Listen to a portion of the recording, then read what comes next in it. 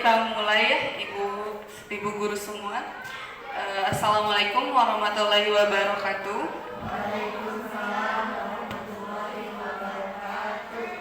Sebelumnya saya mengucapkan banyak terima kasih karena ibu-ibu guru sudah menyempatkan waktunya untuk membantu saya dalam menyelesaikan tugas guru penggerak dalam sesi berbagi. Kali ini saya akan menjelaskan tentang satu modul yang baru saja saya pelajari, yaitu modul budaya positif. Nah, di modul ini ada beberapa sub yang akan saya jelaskan. Yang pertama, di sini ada kegiatan pemantik dulu. Nah, permainan ini namanya adalah cobalah buka. Jadi permainan ini dimainkan oleh dua orang. Yang satu, katakanlah dia mengepalkan tangan dan membayangkan bahwa di kepalan tangannya memegang sesuatu yang sangat berharga. Itu kita katakan A. Kemudian yang kedua, rekan Anda, kita katakan B. Dia mencoba dengan sekuat tenaga, boleh membujuk, menghardik, mengintimidasi, memarahi, menggoda, menggelitik, bahkan menawari Anda uang agar Anda bisa membukakan kepalan tangan. Nah, kita coba dulu. Boleh Bapak Ibu, siapa yang menjadi A, siapa yang menjadi B. Kalau yang sendiri boleh kita melihat aja yang mempraktekkan ya. Contohnya ini Ibu Rani dan Ibu Rike, Ibu Meme. Dan Ibu, coba siapa yang menjadi A? Yang mengepalkan tangannya siapa coba? Jadi A. Nah, rekan yang satu lagi, coba sekuatan tenaga buka. Hasilnya nanti bisa dibuka atau enggak. Boleh diklitik, boleh dihardik, boleh dikasih uang nih, diiming-iming kasih uang. Kita coba beberapa menit, kita tunggu. Bisa buka nggak kira-kira? Oke. Bisa nggak saya tanya? Enggak, itu nggak bisa ya. Kalau ini bisa nggak? Nah, kalau ini ternyata ibunya bisa terbuka ya tangannya. Oke, kita jelaskan ya di sini ada 3 pertanyaan. Apakah Anda membuka kepalan tangan Anda? Mengapa dan apa alasan Anda membuka kepalan tangan? Contoh, Ibu kenapa membuka kepalan tangan? Digelitik tadi, geli mungkin ya. Kenapa membuka? Karena ada pengaruh dari luar. Tapi sebetulnya orang lain tidak bisa mempengaruhi kita. Ibu bisa membuka tangan karena memang Ibu dengan pasrah mengizinkan orang lain membuka tangan Ibu, gitu ya, dengan segala cara yang sudah dilakukan. Kemudian yang kedua, apakah Anda menutup kepalan tangan Anda? Mengapa? Kemudian alasannya kenapa masih ditutup tangannya? Ibu, coba saya menanya. Kenapa saya masih menutup tangan saya? Karena ini kepalan yang ada di tangan saya ini sangat berharga. Saya harus mempertahankan barang berharga yang ada dalam kepalan tangan saya ini. Oke, berarti keinginan Ibu untuk mempertahankan yang sangat berharga untuk Ibu sangat kuat ya, sehingga Ibu kepalan tangannya tidak bisa dibuka.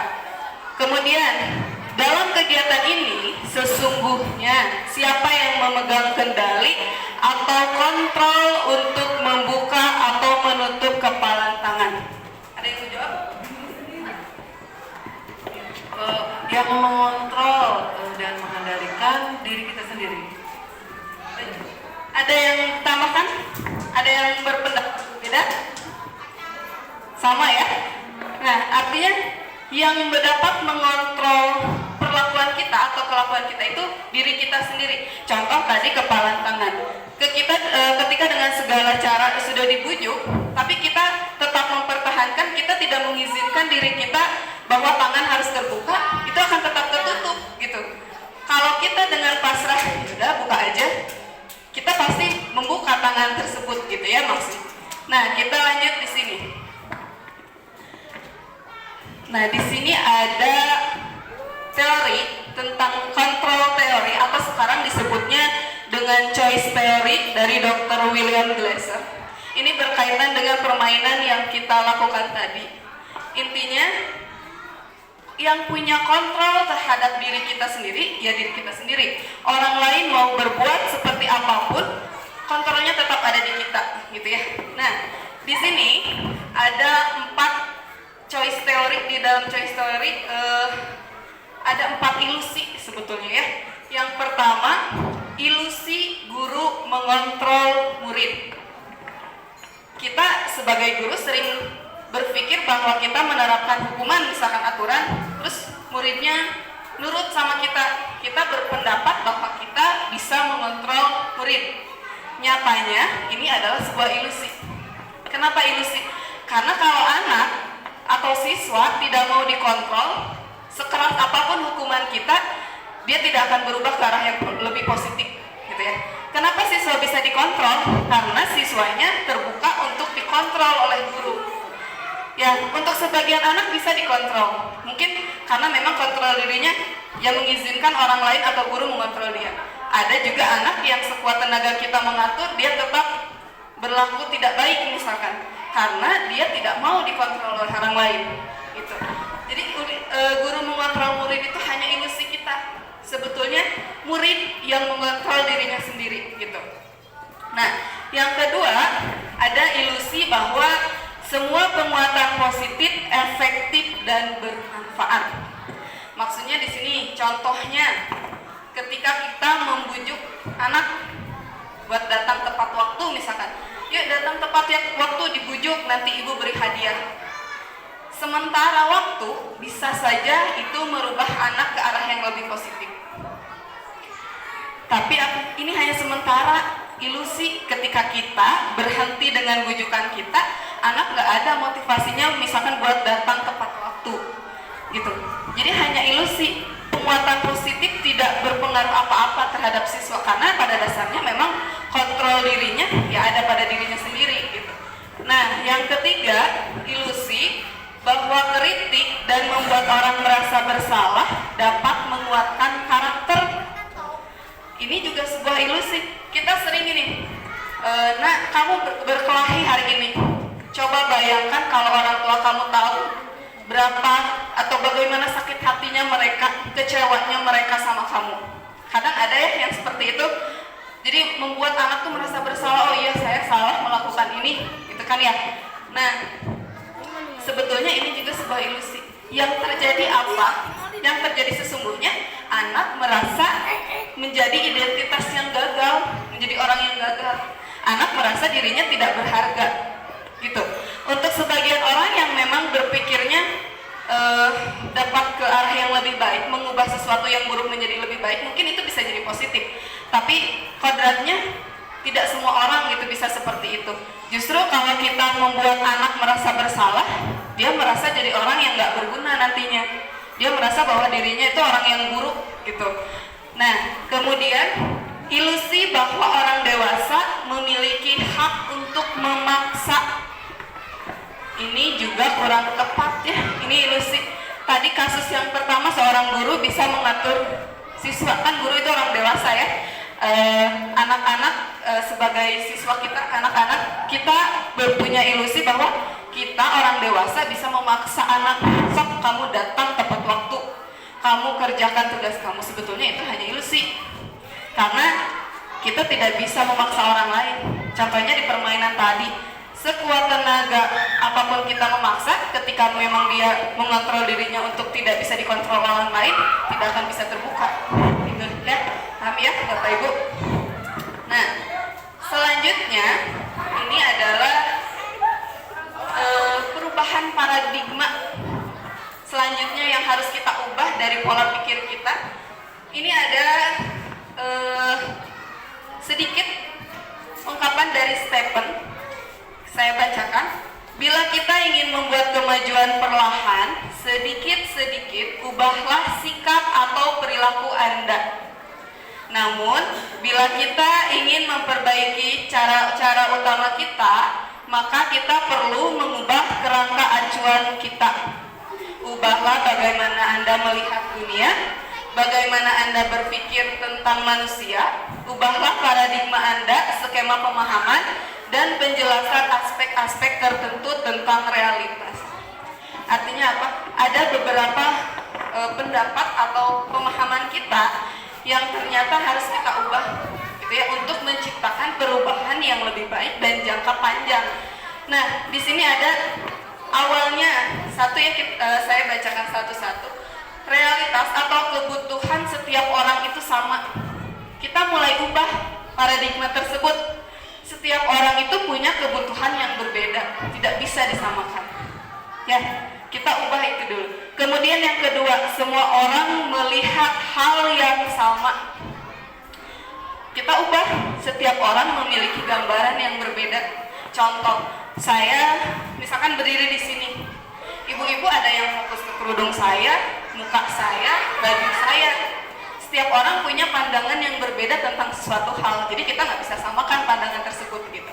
Nah, yang ketiga, kita mencoba mengubah orang agar berpandangan sama. Oh, ini yang tadi ya, sama dengan kita, ini hampir sama. Jadi jangan memaksa orang untuk memiliki pandangan yang sama dengan kita. Kenapa kita nggak coba buat melihat pemandangan orang lain terhadap satu hal gitu. Jangan memaksakan pandangan kita. Coba kita tanya, kamu kalau lihat ini tuh pendapat kamu seperti apa? Itu bisa justru memperluas wawasan kita gitu. Jadi tidak terpaku ke diri kita. Kemudian yang selanjutnya, perilaku buruk dilihat sebagai suatu kesalahan. Normalnya kita nih mayoritas menganggap bahwa kalau yang berperilaku buruk itu adalah sebuah kesalahan. Nyatanya apa? Kita harus ubah pandangan kita bahwa setiap perilaku memiliki tujuan. Contoh, ada siswa yang di kelasnya ribut terus, nggak bisa diatur. Ada yang memang dia ribut untuk bermain, tujuannya karena di rumahnya tidak ada waktu bermain misalkan. Tidak ada teman bermain. Ada anak yang memang mau mencari perhatian. Misalkan di rumahnya orang tuanya tidak terlalu memperhatikan, akhirnya pas di sekolah dia cari perhatian ke gurunya gitu. Jadi setiap perlakuan buruk itu mereka punya tujuan. Karena apa? Ada kebutuhan-kebutuhan dasar yang tidak terpenuhi di hidupnya gitu. Nanti kita bahas tentang kebutuhan dasar ya. Kemudian orang lain bisa mengontrol saya. Nah, di bawahnya saya bisa mengontrol orang lain. Dari permainan tadi kita simpulkan tidak ada yang bisa mengontrol diri kita selain diri kita sendiri. Tidak ada yang, dan kita pun tidak bisa mengontrol orang lain karena orang lain juga punya kontrol sendiri gitu. Nah, selanjutnya, pemaksaan ada pada saat bujukan gagal. Kita harus ubah pandangan kita menjadi kolaborasi dan konsensus menciptakan pilihan-pilihan baru. Idealnya nih orang tuh kalau udah susah dibujuk, akhirnya dipaksa. Sudah bujuk baik-baik tapi nggak bisa, ternyata dipaksa. Misalkan anak lewat hukuman gitu ya. Nah, kenapa nggak berkolaborasi dengan siswa? Kenapa tidak berkonsensus? Kita tanya maunya apa, penyelesaiannya seperti apa, biar dia bisa tertib di kelas misalkan. Kenapa harus dengan paksaan gitu ya? Karena nanti tidak akan efektif kalau dengan pemaksaan. Yang selanjutnya, model berpikir menang kalah kita ubah menjadi menang-menang. Jadi jangan ada yang kalah, semuanya harus menang. Jangan ada yang merasa bahwa dia menjadi identitas yang gagal. Semuanya harus menjadi identitas yang sukses. Walaupun dia melakukan kesalahan, tapi dia bisa menang. Menangnya apa? Dia menyelesaikan masalahnya sendiri gitu. Paham ya Bapak Ibu sampai sini? Kita lanjut.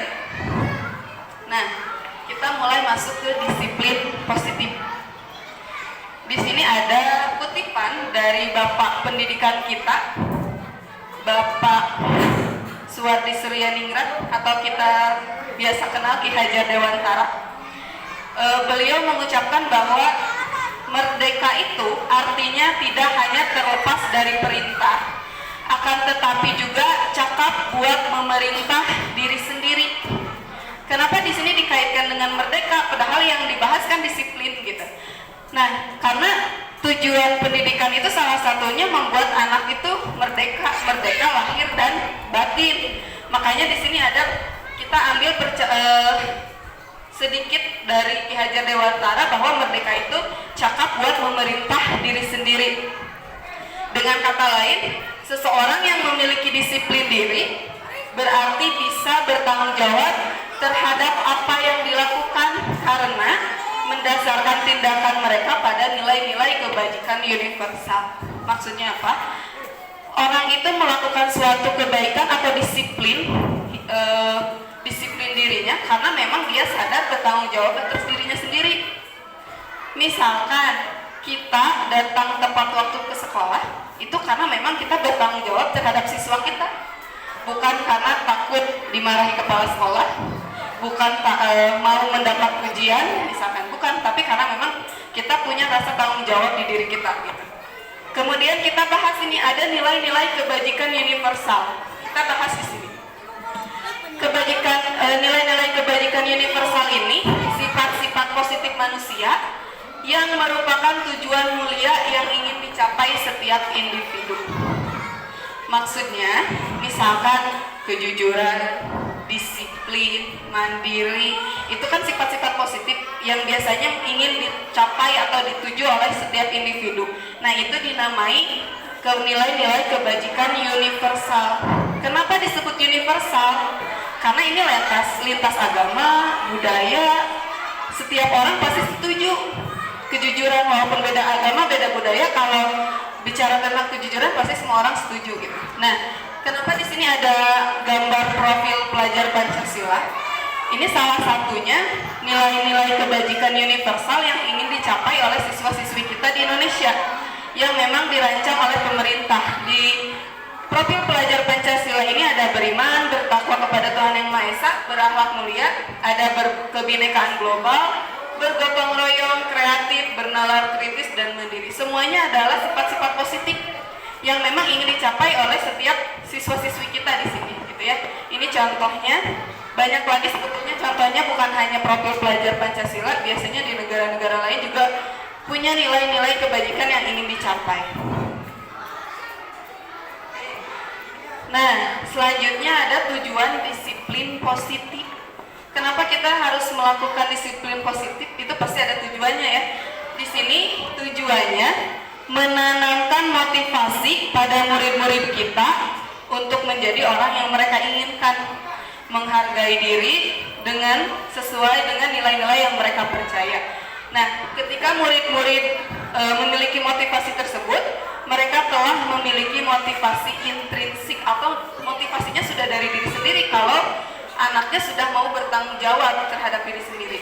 Nah, ini jangka waktunya panjang pengaruhnya. Kalau anak sudah memiliki motivasi intrinsik, maka jangka waktu atau pengaruhnya itu panjang.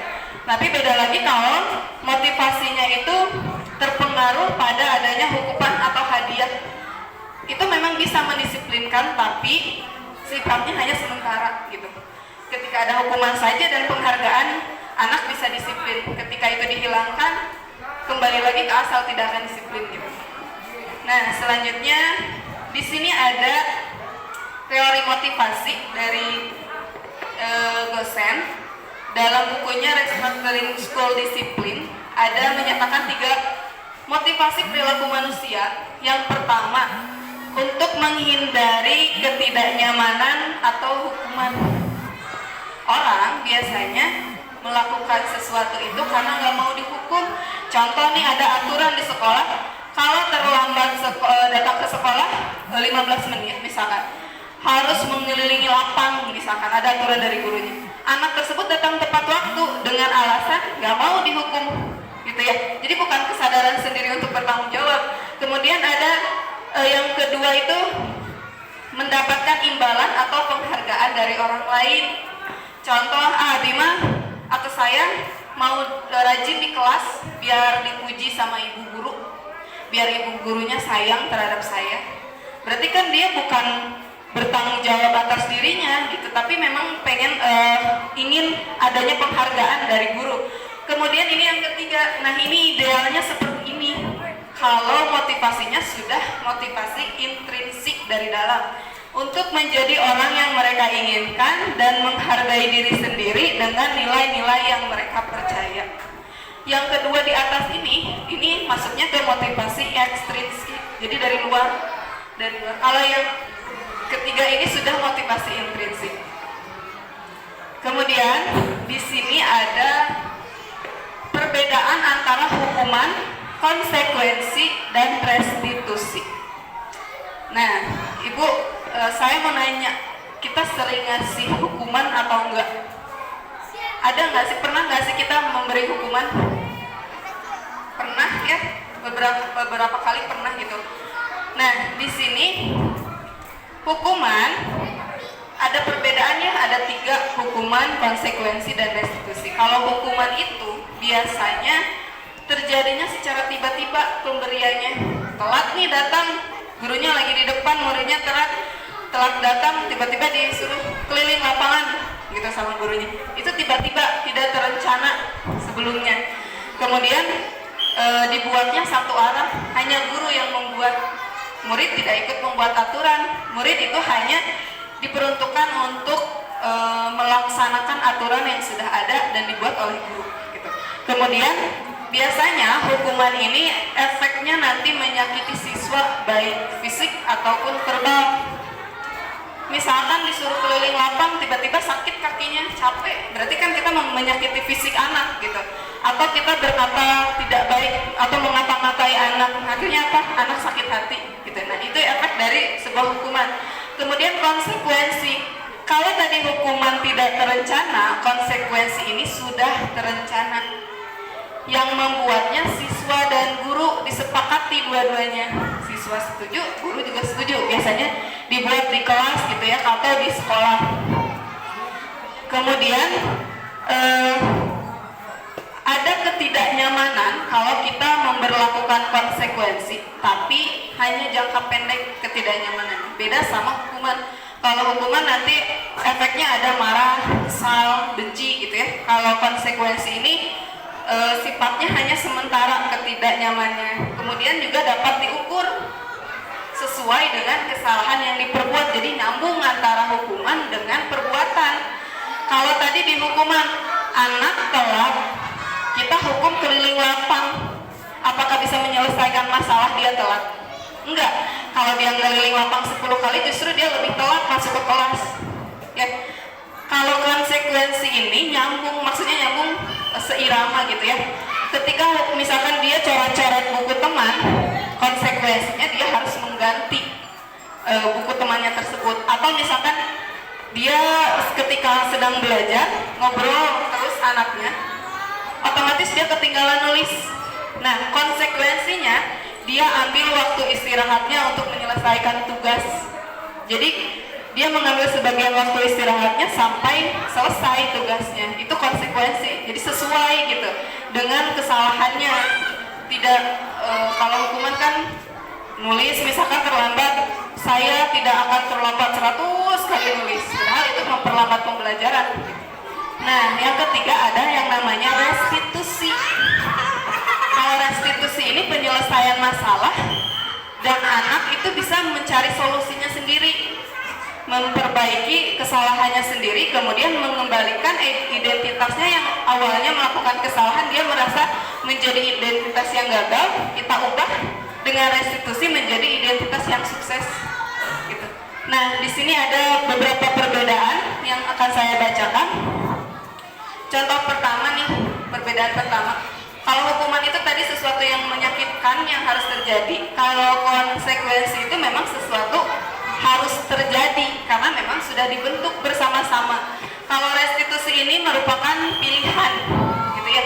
Nah, jadi kita kalau melakukan restitusi bisa menanyakan terhadap siswa mau seperti apa penyelesaian masalahnya, diskusi lah gitu ya. Kemudian tidak nyaman, kalau hukuman itu tidak nyaman jangka panjang yang tadi saya sebutkan. Kalau konsekuensi itu jangka pendek. Kalau restitusi justru menguatkan murid atau anak dalam jangka waktu panjang. Jadi setelah melakukan kesalahan dengan restitusi, justru anak bisa lebih baik gitu. Kemudian kalau dalam hukuman, korban mendapat keadilan. Kalau di konsekuensi, korban bisa diabaikan. Kalau yang ketiga di restitusi, korban mendapat ganti. Contoh, misalkan berkelahi, ditariklah bajunya, terus kancing bajunya copot gitu ya. Nah, kalau dengan restitusi, itu bisa diganti. Anak yang melakukan kesalahan nanti bisa ditanya, bisa nggak kalau memperbaiki kancing gitu. Nah, kemudian murid akan tersakiti kalau dengan hukuman, kalau dengan konsekuensi murid akan dibuat tidak nyaman, kalau dengan restitusi murid mendapat penguatan gitu. Kemudian di sini ada lagi dampaknya terhadap murid. Kalau hukuman, marah, bersalah, merasa bersalah, merasa rendah diri, kemudian nanti ada efek mengasingkan diri, nggak mau nih bergabung dengan teman-temannya karena malu biasanya. Terus kalau di konsekuensi ini kehilangan hak waktu jeda seorang diri atau penahanan. Jadi kayak tadi yang saya jelaskan, ketika anak terlambat menulis karena dia memang bercanda misalkan di kelas, dia yang dirugikannya diri sendiri, punya jeda diri sendiri, dia tidak bisa istirahat, waktunya terambil untuk memenuhi tugas. Kalau di restitusi, anak tidak kehilangan waktu, namun bersemangat untuk memperbaiki diri. Kemudian, kalau tadi hukuman dibuat oleh guru, konsekuensi dibuat oleh guru dan murid. Kalau restitusi, pure yang buatnya semua murid. Guru hanya mendampingi lah, tidak ikut dalam membuat aturan tersebut.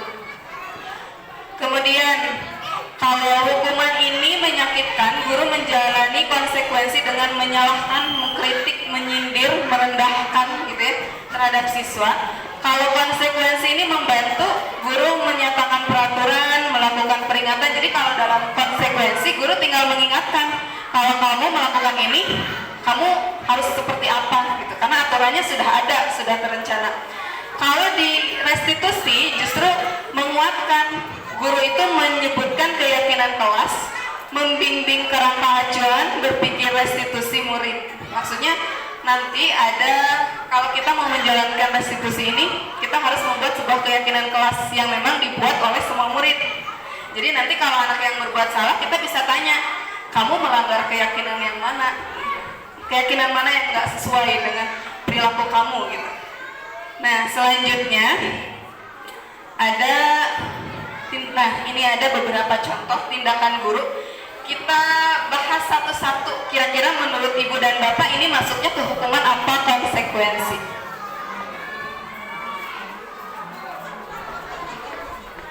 Nah, contoh yang pertama, mencatat 100 kali di dalam buku kalimat saya tidak akan terlambat lagi karena terlambat ke sekolah. Kira-kira ini maksudnya konsekuensi apa hukuman? Hukuman, karena nggak nyambung ya, maksudnya yang terlambat datang dia malah suruh menulis 100 kali, berarti kan lebih terlambat lagi gitu. Kemudian yang kedua, lari mengelilingi lapangan basket 2 kali karena terlambat hadir di sekolah. Kira-kira konsekuensi apa hukuman? Hukuman juga ya. Kemudian yang ketiga, membersihkan coretan yang dibuatnya di meja tulis. Konsekuensi, karena dia sudah melakukan kesalahan, kemudian memperbaiki kesalahannya ya sesuai dengan kesalahan yang dibuat. Yang selanjutnya, murid diminta untuk push up 15 kali karena tidak menggunakan masker ke sekolah. Hukuman, betul. Kemudian menggantikan kertas tugas teman yang telah dicoret-coret. Ini apa? Konsekuensi. Kemudian yang terakhir, berjemur di lapangan basket pukul 12 siang karena mengobrol dengan teman. Hukuman ya, berarti kita semua sudah bisa membedakan antara hukuman dan konsekuensi. Kita lanjut. Nah, di sini ada dihukum oleh penghargaan. Tadi kita sudah membahas hukuman, sekarang kita membahas tentang penghargaan. Biasanya berupa pujian, atau ada beberapa guru yang malah memberikan barang untuk anak karena misalkan melakukan hal yang baik gitu ya. Itu penghargaan. Nah, ini ada kutipan dari Alfikon. Saat kita berulang kali menjanjikan hadiah kepada anak-anak agar berperilaku bertanggung jawab, atau kepada seorang murid agar mempelajari sesuatu yang baru, atau kepada karyawan agar melakukan pekerjaan yang berkualitas, kita sedang berasumsi mereka tidak dapat melakukannya atau mereka tidak akan memilih untuk melakukannya. Jadi kalau kita mengiming-imingi orang lain dengan sesuatu, misal kita itu sedang percaya bahwa mereka nggak mungkin melakukan itu. Gitu. Jadi kita tidak percaya bahwa mereka itu tidak bisa disiplin misalkan terhadap siswa. Nah, ini pengaruh-pengaruh penghargaan. Yang pertama ada pengaruhnya jangka pendek dan jangka panjang. Kalau penghargaan ini biasanya pengaruhnya jangka pendek. Misal dia datang tepat waktu, gurunya memberikan 1 bintang nih, ada nama-nama dikasih 1 bintang. Ketika gurunya berhalangan hadir, dia tahu nih gurunya misalkan 3 hari nih gak akan masuk sekolah. Dia tidak akan sedisiplin ketika ada gurunya karena dia tahu dia gak akan dikasih bintang oleh guru lain. Kemudian yang kedua, penghargaan tidak efektif. Tidak efektif ya kalau misalkan kita memberikan penghargaan karena memang bukan motivasi dari diri sendiri. Yang tadi